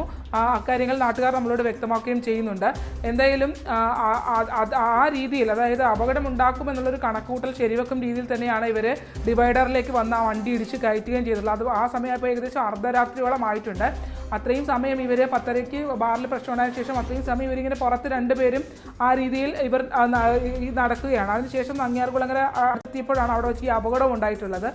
അവിടെ അപകടത്തിൽപ്പെട്ടപ്പോഴും നാട്ടുകാർ അവിടെ കൂടിയപ്പോഴും അവരോടും പ്രകോപനപരമായ രീതിയിലാണ് പെരുമാറിയത് എന്നുള്ളതാണ്.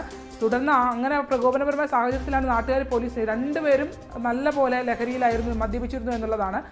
തുടർന്ന് നാട്ടുകാർ പോലീസിനെ വിവരം അറിയിക്കുന്നത്. നാട്ടുകാരെ അറിയിച്ചതിൻ്റെ അടിസ്ഥാനത്തിലാണ് പോലീസ് എത്തുന്നത്. പക്ഷേ ഈ വന്ന നൈറ്റ് ഡ്യൂട്ടിയിൽ ഉണ്ടായിരുന്ന വന്ന പോലീസുകാർക്ക് ഇവരെ കൈകാര്യം ചെയ്യാൻ വയ്യാത്ത രീതിയിൽ അത്രമാത്രം ഇവരെ അകത്തേക്ക് കൊണ്ടുപോയി ടെസ്റ്റിന് കൊണ്ടുപോകാൻ പോലും പറ്റാത്ത രീതിയിൽ ഇവർ അത്രയും മൽപ്പിടുത്തം ഇവരുമായി പോലീസുകാരുമായി കടന്ന് കാണിച്ചു എന്നുള്ളതാണ്. അത് ആശുപത്രിയുടെ പുറത്ത് കാണിച്ചു. അതിനുശേഷം അകത്തേക്ക് പോയി അകത്തേക്കുള്ള പിടിവലിക്കിടയിലാണ് ആ ഡോർ ഉൾപ്പെടെ പിന്നെ ആശുപത്രിയുടെ വാതിലിന് ഉൾപ്പെടെ കേടുപാടുകൾ ഉണ്ടാവുകയും ജീവനക്കാർക്ക് നേരെ കയ്യേറ്റം അടക്കമുള്ള കാര്യങ്ങൾ ഉണ്ടാവുകയും ചെയ്തിട്ടുള്ളത്. എന്നാൽ കർശന നടപടിയിലേക്ക് പോലീസ് നീങ്ങുമെന്നുള്ളതാണ്. നമുക്കറിയാം കഴിഞ്ഞിടയ്ക്ക് ഇതുപോലെ തന്നെ വ്യാജമായൊരു കേസ് ഉണ്ടായിരുന്ന ഒരു സൈനികരുമായി ബന്ധപ്പെട്ട് അതിന് മുമ്പ് സൈനികരെ ആക്രമിച്ചു എന്ന് പറഞ്ഞൊരു കേസിൽ വലിയ പ്രതിഷേധവും ഒക്കെ ഉണ്ടായിരുന്നു. ഈ സംഭവത്തിനകത്ത് എന്തായാലും ഇവരുടെ ഭാഗത്ത് കൃത്യമായ ദൃശ്യങ്ങളടക്കമുണ്ട്. ഇവരെന്ത് പ്രകടനമാണ് അവിടെ കാണിച്ചു എന്നുള്ളത് ആ ദൃശ്യങ്ങളിൽ നിന്ന് തന്നെ വ്യക്തമാണ്. ടോം, ദൃശ്യങ്ങളടക്കം തെളിവുകളടക്കം ഈ സൈനികർക്കെതിരെ പുറത്തു വന്നിട്ടുണ്ട്. ആലപ്പുഴ കായംകുളത്ത് പോലീസും സൈനികരും തമ്മിലാണ് ഏറ്റുമുട്ടിയതെങ്കിൽ കൊല്ലം കുണ്ട്രയിൽ ഗുണ്ടകളും പോലീസും തമ്മിലാണ് ഏറ്റുമുട്ടലുണ്ടായത്. കേരളപുരത്തിനടുത്ത് പൂജപ്പുര സൊസൈറ്റി ജംഗ്ഷനിലായിരുന്നു സംഭവം. അടിപിടി കേസിൽ പിടിയിലായ പ്രതികളെ മോചിപ്പിക്കണമെന്നാവശ്യപ്പെട്ടാണ് ഗുണ്ടകൾ പോലീസിനെ ആക്രമിച്ചത്. ഗുണ്ടാസംഘ സ്ഥലത്ത് ഭീകരാന്തരീക്ഷം സൃഷ്ടിച്ചു. സംഘത്തിലെ 4 പേരെ ബലപ്രയോഗത്തിലൂടെ പോലീസ് കീഴടക്കി. സനേഷ്, അഭിനാഷ്, ചന്തു, അനൂപ് എന്നിവരാണ് പിടിയിലായത്. സംഘർഷത്തിൽ 2 പോലീസുകാർക്കും പരിക്കും.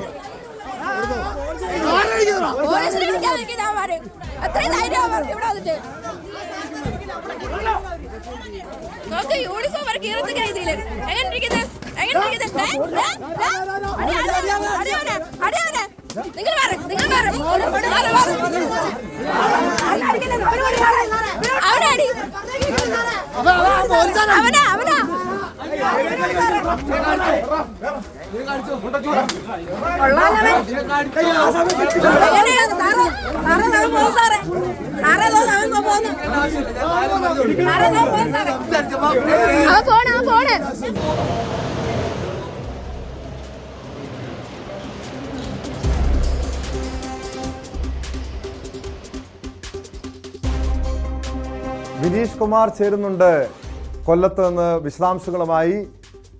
വിനീഷ്, നമുക്ക് ഈ ദൃശ്യങ്ങളിൽ പോലീസിനെ ക്രൂരമായി ഗുണ്ടാസംഘം മർദ്ദിക്കുന്ന ദൃശ്യങ്ങൾ കാണാൻ കഴിയും. ചില സ്ത്രീകളുടെ നിലവിളി ശബ്ദം കേൾക്കാം.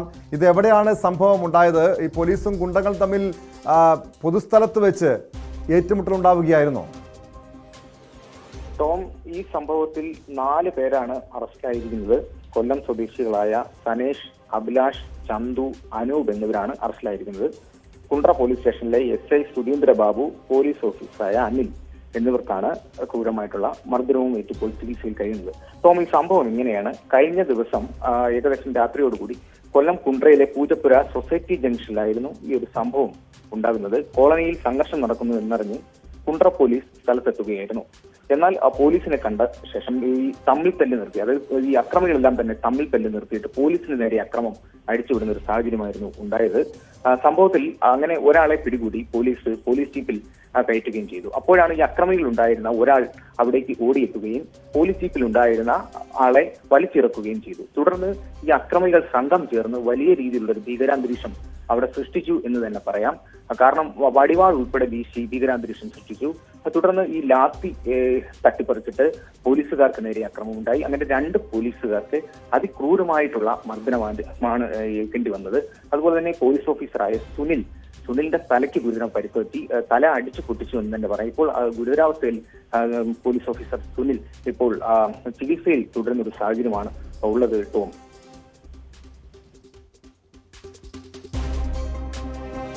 ഈ സ്ത്രീകൾ ഈ രീതിയിൽ ഒരു വലിയ രീതിയിൽ അവരുടെ നിലവിളി ശബ്ദം കേൾക്കാൻ കഴിയും. അതെന്താണ് സംഭവം? കാരണം ഏതെങ്കിലും വീടുകളിൽ കയറി അടക്കം ഇവർ ആക്രമണം നടത്തിയിരുന്നോ? ഈ പോലീസുകാരുടെ ആരോഗ്യനില ഇപ്പോൾ എങ്ങനെയാണ്?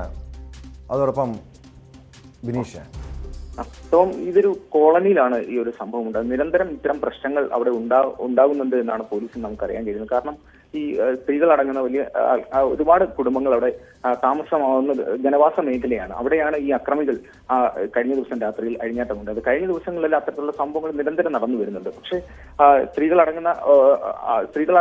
വലിയ ഭയത്തോടെയാണ് അവർ ആ ഒരു സാഹചര്യത്തിൽ ഇപ്പോൾ ഉള്ളത്. കാരണം അവരാണ് ഈ ഒരു ദൃശ്യങ്ങൾ പകർത്തി പോലീസിന് തന്നെ ഇപ്പൊ നൽകിയിരിക്കുന്നത്. വലിയൊരു ജനവാസ മേഖല തന്നെയാണ് അവിടെ. ഇപ്പോ 4 പേരെയാണ് ഈ ഒരു സംഭവത്തിൽ പോലീസ് അറസ്റ്റ് ചെയ്തിരിക്കുന്നത്. ഈ അക്രമികൾ മറ്റുള്ളവർ ഈ സംഭവ സ്ഥലത്ത് നിന്ന് ഓടി രക്ഷപ്പെട്ടു. അവർക്കായിട്ടുള്ള തിരച്ചിലുകൾ ഇപ്പോൾ നടന്നു വരുന്നുണ്ട്. ഉടൻ തന്നെ എല്ലാ പ്രതികളും അറസ്റ്റിലാകും എന്നാണ് നമുക്കിപ്പോൾ അറിയാൻ കഴിയുന്നത്. പോലീസ് ഓഫീസർ 2 പേരും ഇപ്പോൾ ചികിത്സയിൽ കഴിയുന്ന ഒരു സാഹചര്യമാണ് ടോം ഉള്ളത്.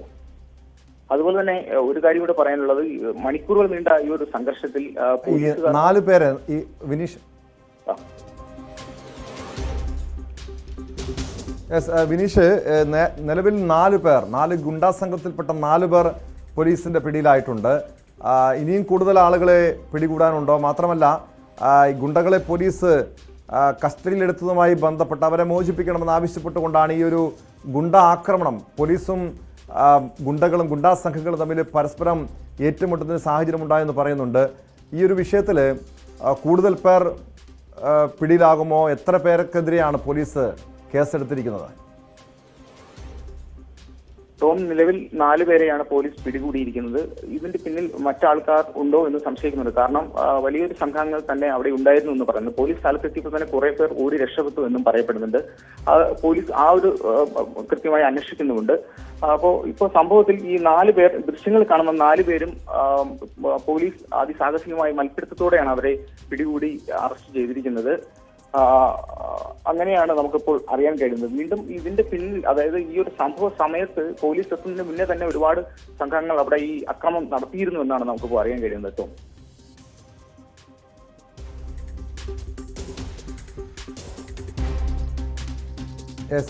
വിനീഷാണ് കൊല്ലത്തുനിന്ന് വിവരങ്ങൾ നൽകിയത്. കൊല്ലം കുണ്ട്രയിലാണ് ഗുണ്ടകളും പോലീസും തമ്മിൽ ഏറ്റുമുട്ടലുണ്ടായത്. അടിപിടി കേസിൽ പിടിയിലായ പ്രതികളെ മോചിപ്പിക്കണമെന്ന് ആവശ്യപ്പെട്ടാണ് ഗുണ്ടകൾ പോലീസിനെ ആക്രമിച്ചത്. സംഘർഷത്തിൽ 2 പോലീസുകാർക്ക് പരിക്കേറ്റിട്ടുണ്ട്. 4 ഗുണ്ടാ സംഘത്തിൽപ്പെട്ട 4 പേരെ പോലീസ് കസ്റ്റഡിയിലെടുത്തിട്ടുണ്ട്. പോലീസ് സ്പോട്ട് ലൈവിന് പോകുന്നത് പത്തനംതിട്ട അടൂരിലേക്കാണ്. അടൂരിൽ പോലീസ് ഉദ്യോഗസ്ഥർക്ക് മർദ്ദനം. പറക്കോട് ബാറിലെ സംഘർഷം പരിഹരിക്കാനെത്തിയ 2 ഉദ്യോഗസ്ഥർക്കാണ് പരിക്കേറ്റത്. അടൂർ സ്വദേശികളായ 4 പേരെ കസ്റ്റഡിയിലെടുത്തു. വിശദാംശങ്ങളുമായി പത്തനംതിട്ടയിൽ നിന്ന് ശശി നാരായണൻ ചേരുന്നുണ്ട്. ശശി, നമുക്ക് അല്പസമയം മുമ്പ് നമ്മൾ റിപ്പോർട്ട് ചെയ്തത് ആലപ്പുഴയിലെയും കൊല്ലത്തെയും വാർത്തകളാണ്. 2 സ്ഥലത്തും പോലീസിന് നേരെ ആക്രമണം ഉണ്ടാകുന്നു. അടൂരിലും സമാനമായ രീതിയിൽ പോലീസ് ഉദ്യോഗസ്ഥരെ 4 അംഗ സംഘം മർദ്ദിച്ചു എന്ന വാർത്ത വരുന്നു. ഇവരും ഈ ക്രിമിനൽ കേസുകളിൽ പ്രതികളായവരാണോ? എന്താണ് ഈ ഒരു സംഘർഷത്തിലേക്ക് നീങ്ങാനുള്ള കാരണം? ഇന്നലെ രാത്രിയാണ് അടൂർ പറക്കോട് ബാറിൽ സംഘർഷമുണ്ടായത്. ഈ സംഘർഷം പരിഹരിക്കാനാണ് അടൂർ പോലീസ് സ്റ്റേഷനിലെ 2 പോലീസുകാര് സ്ഥലത്തെത്തി. CPOമാരായ സന്ദീപ്, അജാസ് എന്നിവരാണ് എത്തിയത്. ഇവർ ഈ സംഘർഷം പരിഹരിക്കാൻ എത്തുന്ന സമയത്ത് ഈ പ്രതികളായ അടൂർ സ്വദേശികളായ ഹരി, ദീപു, അനന്തു, അമൽ എന്നിവർ ചേർന്ന് ഈ പോലീസുകാരെ മർദ്ദിക്കുകയായിരുന്നു. മർദ്ദിക്കുക മാത്രമല്ല, ബാറിനകത്ത് വെച്ചും ബാറിന് വെളിയിൽ വെച്ചും പുറത്തു വെച്ചും ഇവരെ മർദ്ദിക്കുകയും കല്ല് എടുത്തെറിയുകയും ചെയ്തു. അങ്ങനെ പരിക്ക് പറ്റി സംഘർഷഭരിതമായ ഒരു സാഹചര്യം ആ ബാറിന്റെ പരിസരത്തും അകത്തുമൊക്കെ ഉണ്ടാകുന്ന സാഹചര്യം ഉണ്ടായി.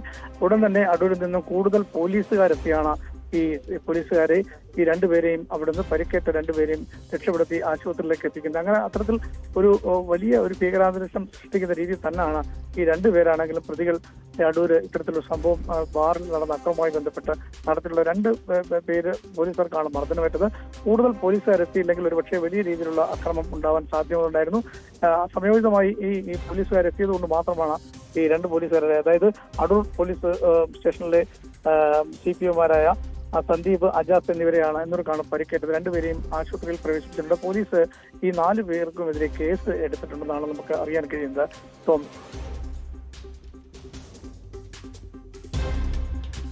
ശശി, ഈ 4 പേരും വലിയ ക്രിമിനൽ സംഘത്തിൽപ്പെട്ടവരാണോ? ഇതിനു മുൻപ് ഇവരുടെ ക്രിമിനൽ പശ്ചാത്തലം എന്താണ്? ഈ ബാറിൽ സംഘർഷം ഉണ്ടായെന്ന് പറയുന്നു. ബാറിലെ ആക്രമണത്തിൽ, സംഘർഷത്തിൽ കൂടുതൽ പേർക്ക് പരിക്കേറ്റിട്ടുണ്ടോ? ടോം, അത് തന്നെയാണ്. കാരണം ഈ ബാറിൽ നടന്ന സംഘർഷം അറിഞ്ഞുകൊണ്ടാണ് ബാർ ജീവനക്കാർ പോലീസിനെ വിളിച്ചറിയിക്കുകയും തുടർന്നാണ് പോലീസ് ഇത് പരിഹരിക്കാനായി ഈ ബാറിലെത്തിയത്. അവിടെ എത്തുമ്പോഴാണ് ഈ പോലീസ് ഉദ്യോഗസ്ഥന്മാരുമായി ഇവർ ഏറ്റുമുട്ടിയത്. ആ ഏറ്റുമുട്ടുന്ന ഇടയിലാണ് ഈ 2 പോലീസുകാർക്ക് പരിക്കേറ്റത്. 2 പേർക്കും നല്ല രീതിയിൽ പരിക്കേറ്റിട്ടുണ്ട്. ഇവരെ മർദ്ദിക്കുക മാത്രമല്ല കല്ലെടുത്ത് എറിയുകയും ചെയ്തു. ബാറിനകത്തുള്ള സംഘർഷം പിന്നീട് പുറത്താകുകയായിരുന്നു. പുറത്ത് വെച്ചും ഇവരെ കൂടുതൽ പോലീസ് ഉദ്യോഗസ്ഥർ സ്ഥലത്തെത്തിയാണ് ഈ 2 പേരെയും പരിക്കേറ്റ സന്ദീപ്, അജാസ് എന്നിവരെ ആശുപത്രിയിലേക്ക് മാറ്റിയത്. ഈ അജാസും സന്ദീപിനും 2 പേർക്കാണ് പരിക്കേറ്റത്.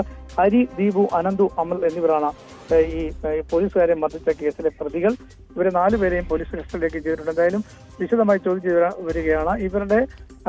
ഇവരേതെങ്കിലും തരത്തിലുള്ള നേരത്തെ ക്രിമിനൽ പശ്ചാത്തലമുള്ളവരാണോ, മറ്റ് കേസുകൾ ഉൾപ്പെട്ടിട്ടുള്ളവരാണോ എന്നുള്ള കാര്യം കൂടി പോലീസ് പരിശോധിച്ചു വരികയാണ്. എന്തായാലും പോലീസിനെ മർദ്ദിച്ച കേസിൽ ഈ 4 പേർക്കെതിരെയും കേസ് പോലീസ് എടുത്തിട്ടുണ്ട്. ഇത് സംഘർഷം പരിഹരിക്കാൻ ചെല്ലുന്ന സമയത്താണ് ഇത്തരത്തിൽ അക്രമം ഉണ്ടായത് എന്നുള്ളതാണ് നമ്മൾ മനസ്സിലാക്കേണ്ടത്. എന്തായാലും പോലീസ് വലിയ ഗൗരവത്തോടെയാണ് ഈ കേസിനെ കാണുന്നത്.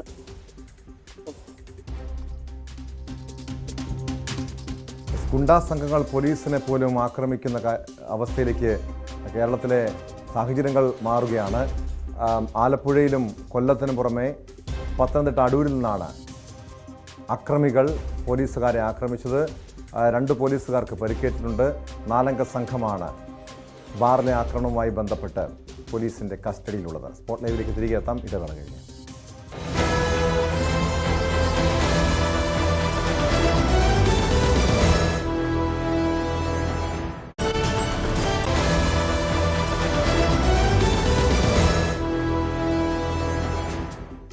സ്പോട്ട് ലൈവ് തുടരുന്നു. ആലപ്പുഴയിലെ 7ാം ക്ലാസ്സുകാരന്റെ ആത്മഹത്യയിൽ 2 അധ്യാപകർക്കെതിരെ ജാമ്യമില്ലാ വകുപ്പുകൾ പ്രകാരം കേസ്.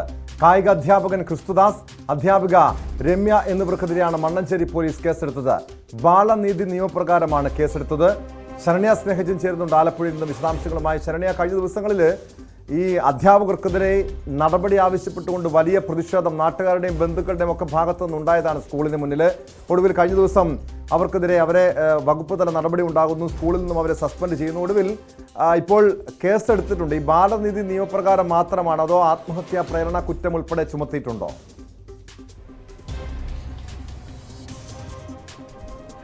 ടോം, ഇവർക്കെതിരെ ഇപ്പോൾ 2 അധ്യാപകർക്കെതിരെയാണ് കേസ് രജിസ്റ്റർ ചെയ്തിട്ടുള്ളത്. അതിൽ നമുക്കറിയാം, കഴിഞ്ഞ ദിവസം പ്രജിത്തിന്റെ മരണവുമായി ബന്ധപ്പെട്ട് അധ്യാപകരെ അറസ്റ്റ് ചെയ്യണമെന്ന് ആവശ്യപ്പെട്ടുകൊണ്ട് വലിയ പ്രതിഷേധമാണ് ആലപ്പുഴയിൽ ഉണ്ടായിരുന്നത്. Kattoor holy family visitors public സ്കൂളിനെതിരെയാണ് ഇത്തരം ഒരു ആരോപണം ഉണ്ടായത്. അതായത് കുട്ടിയെ 7ാം ക്ലാസ്സുകാരൻ തൂങ്ങി മരിക്കാനായുള്ള കാരണം അവിടുത്തെ അധ്യാപകരുടെ പീഡനമാണ് എന്നുള്ള ആരോപണം ഉയർന്നിരുന്നു. കുട്ടി സ്കൂളിൽ നിന്ന് മടങ്ങി വന്നതിന് ശേഷമാണ് കുട്ടിയെ വീട്ടിലെ മുറിയിൽ തൂങ്ങി മരിച്ച നിലയിൽ കണ്ടെത്തിയത്. ഈ സംഭവത്തിലാണ് ഇപ്പോൾ ക്രിസ്തുദാസ് എന്ന കായിക അധ്യാപകനെതിരെയും മറ്റൊരു അധ്യാപികയായ രമയ്ക്കെതിരെയും ജാമ്യമില്ലാ വകുപ്പ് പ്രകാരം കേസെടുത്തിരിക്കുന്നത്. ജുവനൈൽ ജസ്റ്റിസ് ആക്ട്, ഒപ്പം തന്നെ മറ്റ് വകുപ്പുകൾ, അതായത് ഈ കുട്ടിയെ ചൂരൽ വടി കൊണ്ട് അടിച്ചതടക്കമുള്ള വകുപ്പുകൾ ചുമത്തിയാണ് ഇപ്പോൾ കേസ് രജിസ്റ്റർ ചെയ്തിട്ടുള്ളത്.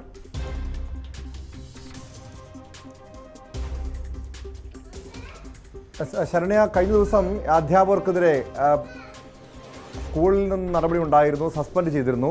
ഇപ്പോൾ ഈ 2 അധ്യാപകർക്കെതിരെ മാത്രമാണോ കേസെടുത്തിരിക്കുന്നത്? കൂടുതൽ അധ്യാപകർക്ക് സംഭവത്തിൽ പങ്കുണ്ട്. അവിടെ വലിയ രീതിയിൽ അവിടുത്തെ വിദ്യാർത്ഥികളെ മാനസികമായി പീഡിപ്പിക്കുന്നു, ശാരീരികമായി പീഡിപ്പിക്കുന്നു തുടങ്ങിയ ഗുരുതരമായ ആരോപണങ്ങളടക്കം ഉയർന്നു വന്നിരുന്നല്ലോ. പോലീസ് ഈ 2 പേരിൽ മാത്രം കേസൊതുക്കുകയാണോ അതോ കൂടുതൽ അധ്യാപകർക്കെതിരെ അടക്കം നടപടിക്ക് സാധ്യതയുണ്ടോ? ടോം, ഇതിനകത്ത് ആത്മഹത്യാ പ്രേരണ കുറ്റം ഇതുവരെ ചുമത്തിയിട്ടില്ല. മറിച്ച് കുട്ടികളുടെ അടക്കം ബാലാവകാശ കമ്മീഷൻ അടക്കം കുട്ടികളുടെ മൊഴി രേഖപ്പെടുത്തിയിട്ടുണ്ട്. ഈ കാര്യത്തിൽ സമഗ്രമായ ഒരു അന്വേഷണം വേണമെന്ന് ബാലാവകാശ കമ്മീഷനും ജില്ലാ പോലീസ് മേധാവിയോട് ആവശ്യപ്പെടുകയും ചെയ്തിട്ടുണ്ട്. എന്തായാലും നിലവിൽ മറ്റു കുട്ടികളുടെ മൊഴി അനുസരിച്ച് ഈ കുട്ടിയെ വഴക്കു പറഞ്ഞു എന്നുള്ള കാര്യത്തിലൊക്കെ സ്ഥിരീകരണം വന്നിട്ടുണ്ട്. ചൂരൽ വടി കൊണ്ട് അടിച്ചതടക്കമുള്ള കാര്യങ്ങളും മറ്റു കാര്യങ്ങളെ സംബന്ധിച്ചൊക്കെ ഇനിയും സ്ഥിരീകരണം വരാനുണ്ട്. അധ്യാപകരുടെയും ഒപ്പം തന്നെ കുട്ടികളുടെയും മൊഴി രേഖപ്പെടുത്തിക്കൊണ്ടിരിക്കുകയാണ്. അതിനിടയിലാണ് ഇപ്പോൾ കടുത്ത പ്രതിഷേധത്തിനൊടുവിൽ നിലവിൽ 2 അധ്യാപകർക്കെതിരെ കേസ് രജിസ്റ്റർ ചെയ്തിട്ടുള്ളത്. ആദ്യഘട്ടത്തിൽ ഇത് അസ്വാഭാവിക മരണത്തിന് മാത്രമാണ് പോലീസ് കേസ് രജിസ്റ്റർ ചെയ്തിരുന്നത്. മറിച്ച് ഇപ്പോൾ ആണ് ഇതിനകത്ത് മറ്റ് 2 വകുപ്പുകൾ, അതായത് ഈ അധ്യാപകരായ ക്രിസ്തുദാസിനും രമ്യയ്ക്കുമെതിരെ ബാലാവകാശ നിയമപ്രകാരവും ഒപ്പം തന്നെ മറ്റ് ഈ ചൂരൽ വടി കൊണ്ട് അടിച്ച സംഭവത്തിനും കേസ് രജിസ്റ്റർ ചെയ്തിട്ടുള്ളത്.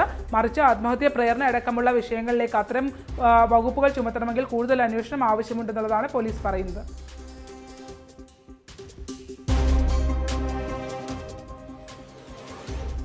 ശരണ്യ സ്നേഹജനാണ് വിവരങ്ങൾ നൽകിയത്. സ്പോട്ട് ലൈവ് പൂർണ്ണമാകുന്നതിന് മുൻപ് TP ചന്ദ്രശേഖരൻ വധക്കേസിൽ ഇന്ന് ഹൈക്കോടതിയിൽ നടന്ന സംഭവവികാസങ്ങൾ കൂടി പരിശോധിക്കുകയാണ്. TP ചന്ദ്രശേഖരൻ വധക്കേസിലെ പ്രതികളുടെ ഇന്നത്തെ വാദം ഹൈക്കോടതിയിൽ പൂർത്തിയായി. നാളെയും വാദം തുടരും. 11 പ്രതികൾ നേരിട്ട് ഹാജരായപ്പോൾ ആരോഗ്യ കാരണങ്ങൾ ചൂണ്ടിക്കാട്ടി പ്രതി ജ്യോതി ബാബു ഓൺലൈനിലൂടെയാണ് ഹാജരായത്. ആരോഗ്യ കാരണങ്ങളടക്കം ചൂണ്ടിക്കാട്ടി പ്രതികൾ ശിക്ഷ പരമാവധി കുറയ്ക്കണമെന്ന് ആവശ്യപ്പെട്ടു. പരോളിലുള്ള KC രാമചന്ദ്രൻ ഒഴികെ മറ്റെല്ലാ പ്രതികളെയും എറണാകുളത്തെ ജയിലിലേക്ക് മാറ്റിയിട്ടുമുണ്ട്. അതിനിടെ ഈ സംഭവത്തിന് ഹൈക്കോടതിയിലെ ഈ ചന്ദ്രശേഖരൻ്റെ അമ്മ ഹൃദയം പൊട്ടിയാണ് മരിച്ചത് തുടങ്ങിയ കാര്യങ്ങൾ ഏറെ വൈകാരികമായിട്ട് ഈ സംഭവത്തിന് ശേഷം, ഈ കോടതി നടപടികൾക്ക് ശേഷം KK രമ MLAയുടെ പ്രതികരണങ്ങൾ പുറത്തു വന്നിരുന്നു. ചന്ദ്രശേഖരനും ഒരു കുടുംബമുണ്ടായിരുന്നു, ഇക്കാര്യങ്ങൾ ഈ അക്രമികൾ ഓർത്തില്ല തുടങ്ങിയ കാര്യങ്ങളാണ് KK രമയുടെ ഇന്നത്തെ ഹൈക്കോടതിയിൽ നിന്ന് പുറത്തിറങ്ങിയ ശേഷം അവർ മാധ്യമങ്ങളോട് പ്രതികരിച്ചത്. KK രമയുടെ വാക്കുകളിലേക്ക്. ഏറ്റവും മൃഗീയമായും ക്രൂരവുമായ ഒരു കൊലപാതകമാണിത്. വളരെ അപൂർവമായിട്ടുള്ള ഒരു കൊലപാതകമാണ്. അതുകൊണ്ട് അത് കോടതിക്ക് ബോധ്യമായിട്ടുണ്ട്. അതിനനുസരിച്ച് ശിക്ഷ കൊടുക്കുമെന്ന് തന്നെയാണ് ഞാൻ പ്രതീക്ഷിക്കുന്നത്. ക്യാപിറ്റൽ പണിഷ്മെൻ്റാണ് നമ്മൾ ആഗ്രഹിച്ചത്. അവർ പറഞ്ഞിരിക്കുന്നത് വിവാഹം കഴിച്ച് ഭാര്യയുണ്ട്, മക്കളുണ്ട്, അവരുടെ കുടുംബത്തോടൊപ്പം പുറത്ത് താമസിക്കണം, പാലിയേറ്റീവ് പ്രവർത്തനം നടത്തണമെന്ന് പറഞ്ഞ ആളുണ്ട്, അമ്മ ഒറ്റയ്ക്കാണ് എന്ന് പറഞ്ഞ ആളുണ്ട്. അങ്ങനെ വിവിധ കാരണങ്ങളാണ് ഈ പ്രതികൾ പറഞ്ഞത്. സ്വാഭാവികമായിട്ടും അവർക്ക് അവരുടെ വാദം ഉന്നയിക്കാം. ചന്ദ്രശേഖരൻ്റെ അമ്മയുണ്ടായിരുന്നു. ചന്ദ്രശേഖരൻ്റെ അമ്മ 3 വർഷം അമ്മ ഹൃദയം പൊട്ടിയാണ് അമ്മ മരിച്ചിരിക്കുന്നത്.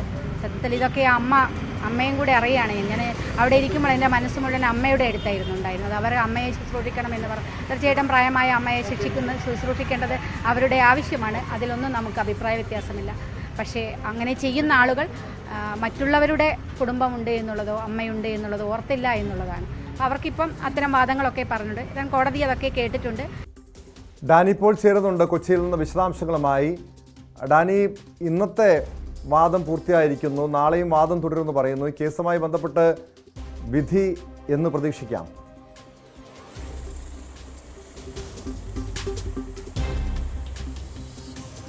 ടോം, നാളെയും ഈ കേസ് സംബന്ധിച്ച വാദം തുടരും. പ്രത്യേകിച്ച് ഇന്ന് ഇവരുടെ ഈ പ്രതികൾക്ക് എന്തെങ്കിലും ഇത് സംബന്ധിച്ച് ബോധിപ്പിക്കാനുണ്ടോ എന്ന് കോടതി ചോദിച്ചു. ഇതിൻ്റെ പശ്ചാത്തലത്തിലാണ് ഈ പ്രതികളെല്ലാവരും തന്നെയും തങ്ങളുടെ ഈ കുടുംബകാര്യങ്ങൾ, ഒപ്പം തന്നെ തങ്ങളുടെ രോഗം സംബന്ധിയായ കാര്യങ്ങൾ ഇതെല്ലാം തന്നെ കോടതിയിൽ ബോധിപ്പിക്കുകയും ചെയ്തു. അതിനുശേഷം റിപ്പോർട്ടുകൾ കോടതി തേടിയിരുന്നു. അത് ജയിലിൽ ഇവരുടെ പെരുമാറ്റം സംബന്ധിയായ റിപ്പോർട്ട്, ഒപ്പം ഇവരുടെ സാമൂഹ്യ പരമായ ഇടപെടൽ, അത്തരം കാര്യങ്ങൾ സംബന്ധിച്ച് ജില്ലാ പ്രൊബേഷണറി ഓഫീസറുടെ റിപ്പോർട്ട് തുടങ്ങിയ 3 റിപ്പോർട്ടുകളായിരുന്നു കോടതിക്ക് മുൻപിലേക്ക് എത്തേണ്ടിയിരുന്നത്. ഇത് കോടതിക്ക് കൈമാറുകയും ചെയ്തിരുന്നു. പക്ഷേ ഈ റിപ്പോർട്ട് അത് പരിശോധിക്കാനുള്ളൊരു സാവകാശം കൂടി തങ്ങൾക്ക് വേണം. അത്തരം കാര്യങ്ങൾ ചിലത് കൂടി ബോധിപ്പിക്കാനുണ്ട് എന്നതടക്കം പ്രതികളുടെ അഭിഭാഷകർ ആവശ്യപ്പെടുകയാണ് ഉണ്ടായത്.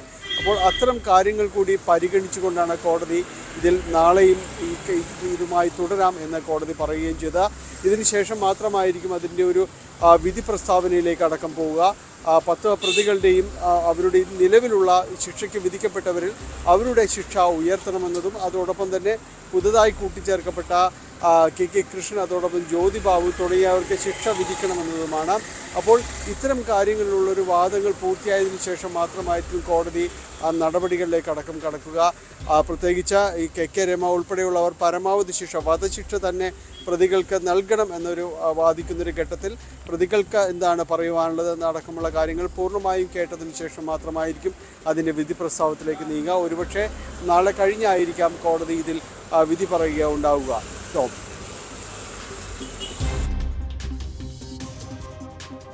ഡാനി, ഈ സംഭവത്തിൽ കേസിൽ പ്രതികൾ അവരുടെ പരമാവധി ശിക്ഷ കുറയ്ക്കണം എന്നൊരു ആവശ്യം കോടതിക്ക് മുൻപാകെ ബോധിപ്പിച്ചിട്ടുണ്ട്. എന്നാൽ നിലവിൽ KK രമ ഈ പ്രതികൾക്ക് പരമാവധി ശിക്ഷ നൽകണമെന്ന ഒരു ആവശ്യം ഉയർത്തുന്നു. കഴിഞ്ഞ ദിവസമാണ് 2 പ്രതികളുടെ ശിക്ഷ ഹൈക്കോടതി ശരിവെക്കുന്നത്.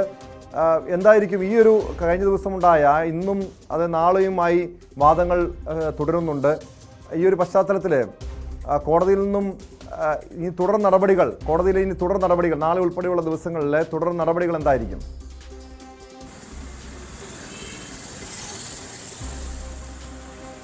ടോം, ഇതിൽ ഇന്ന് പ്രതികൾ കൂടുതലായിട്ട് തന്നെ പറഞ്ഞത് അവർക്ക് ഈ കടുത്ത ശിക്ഷയിൽ നിന്ന് ഇളവ് നൽകുന്നതിന്, അതായത് കൂടുതൽ കടുത്ത ശിക്ഷയിലേക്ക് കോടതി പോകാതിരിക്കുന്നതിന് വേണ്ടിയുള്ള അവർക്ക് പറയുവാനുള്ള കാര്യങ്ങൾ, പ്രത്യേകിച്ച് അവരുടെ കുടുംബപരമായ പശ്ചാത്തലങ്ങൾ, സാമ്പത്തികമായ ഉത്തരവാദിത്തങ്ങൾ, ചുറ്റുപാടുകൾ, ഇത്തരം കാര്യങ്ങളാണ് ബോധിപ്പിച്ചത്. അത് ഇവരുടെ പരമാവധി ശിക്ഷയിൽ നിന്ന് ഒഴിവ് കിട്ടുന്നതിന് വേണ്ടിയുള്ള ഒരു നീക്കമായിട്ടാണ് ഇതിനെ പൊതുവെ വിലയിരുത്തപ്പെടുന്നത്. എന്തായാലും കോടതിക്ക് മുൻപാകെ അത്തരം കാര്യങ്ങളെല്ലാം തന്നെ പറഞ്ഞിട്ടുണ്ട്.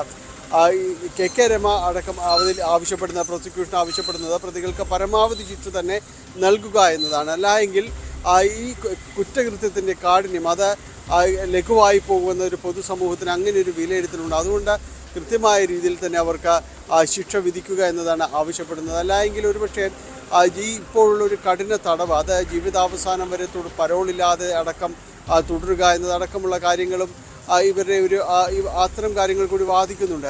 അതിനുവേണ്ടി പരമാവധി വാദങ്ങൾ മുന്നോട്ട് കൊണ്ടുപോവുക, കടുത്ത ശിക്ഷ പ്രതികൾക്ക് നൽകുക. പ്രത്യേകിച്ച് സുപ്രീം കോടതിയിലടക്കം ഇതിൻ്റെ വാദങ്ങളുമായി താൻ മുന്നോട്ട് പോകുമെന്ന് KK രമ വ്യക്തമാക്കിയിട്ടുണ്ട്. നിലവിൽ നാളെയും ഈ കാര്യത്തിലെല്ലാം തന്നെ വാദങ്ങൾ നടക്കും. പരമാവധി ശിക്ഷ ഉറപ്പ് നൽകാനായിട്ട് KK രമയും പ്രോസിക്യൂഷനും വാദിക്കുമ്പോൾ അതിൽ നിന്ന് അത്തരമൊരു കടുത്ത നടപടികളിലേക്ക് പോകുന്നതിനെ ഏത് വിധേനയും ചെറുത്തുകൊണ്ട് തങ്ങളുടെ ഇത്തരമൊരു സാഹചര്യം, കുടുംബ പശ്ചാത്തലങ്ങൾ, അതോടൊപ്പം തന്നെ നിലവിലുള്ളവരുടെ ബാധ്യതകൾ അടക്കമുള്ള കാര്യങ്ങൾ മുൻനിർത്തി പ്രതിരോധിക്കാനുള്ളൊരു ശ്രമമാണ് പ്രതിഭാഗത്തു നിന്ന് ഉണ്ടാകുന്നത്. പക്ഷേ ഇന്ന് KK രമയുടെ വാക്കുകൾ പറഞ്ഞതുപോലെ ഇവർ ഇക്കാര്യങ്ങളെല്ലാം വാദിക്കുമ്പോൾ കൊല്ലപ്പെട്ട അയാൾക്കൊരു കുടുംബമുണ്ടായിരുന്നു, അവിടെയും വേദനിക്കുന്നവരുണ്ടായിരുന്നു, അയാളുടെ അമ്മ ഹൃദയം പൊട്ടിയാണ് മരിച്ചതടക്കമുള്ള കാര്യങ്ങൾ ഇന്ന് KK രമയും പറയുകയുണ്ടായി. അവർ തന്നെ പറഞ്ഞു വെച്ചതുപോലെ ഇക്കാര്യങ്ങളെല്ലാം ഇവിടെ സംഭവിച്ചതെല്ലാം തന്നെ കോടതിക്ക് മുന്നിലുണ്ട്. അത് കോടതി പരിശോധിച്ച് കൃത്യമായ രീതിയിലേക്ക് ഒരു വിധിയെഴുത്തിലേക്ക് പോകുമെന്നാണ് KK രമ പറഞ്ഞത്. എന്തായാലും കോടതി നടപടികൾ നാളെയും തുടരും. നമുക്ക് നോക്കാം എന്താണ് കോടതിയിൽ നിന്ന് ഈ കേസുമായി ബന്ധപ്പെട്ട് ഇനി വരേണ്ടത്. കാരണം രാഷ്ട്രീയ കേരളം ഇത്രമേൽ ചർച്ച ചെയ്യപ്പെട്ട ഒരു കേസ് ഉണ്ടാവില്ല. അത് മറ്റൊരു ഇലക്ഷൻ്റെ സാഹചര്യത്തിൽ, തെരഞ്ഞെടുപ്പിൻ്റെ സാഹചര്യത്തിൽ വീണ്ടും അത് ഉയർന്നു വന്നിരിക്കുന്നു. അതുകൊണ്ട് തന്നെയും കോടതിയിൽ നടക്കുന്ന ഏത് നടപടികളും അത് വലിയ രീതിയിൽ കേരളത്തിൽ രാഷ്ട്രീയമായിട്ട് തന്നെ ചർച്ച ചെയ്യപ്പെടും. ടോം, വ്യക്തമാണ്. ഡാനി പോളാണ് കൊച്ചിയിൽ നിന്ന് വിവരങ്ങൾ നൽകിയത്. TP ചന്ദ്രശേഖരൻ വധക്കേസിലെ പ്രതികളുടെ ഇന്നത്തെ വാദമാണ് ഹൈക്കോടതി പൂർത്തിയായത്. നാളെയും വാദം തുടരും. സ്പോട്ട് ലൈവ് പൂർണ്ണമാകുന്നു.